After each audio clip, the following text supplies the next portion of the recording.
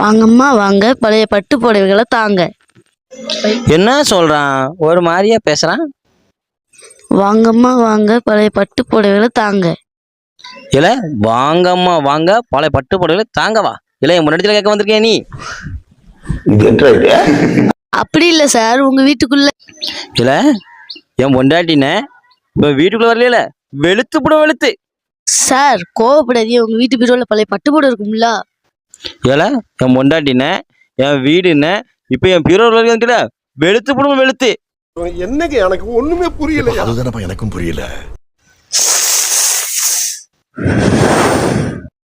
ஏழு சாலிக்கு ரூபா தராங்களே. மழை சாலைக்கு தொட்டு தராங்களே.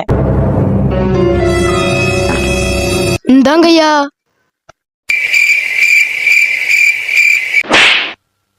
எதுக்குயா அடிச்ச? ஏல நான் பட்டு புடவை வித்துக்கிட்டு இருக்கேன், நீ சாதா சிலையை கொண்டு வர. அப்படி சொல்ல வேண்டியதானே, சிலையை கொண்டா.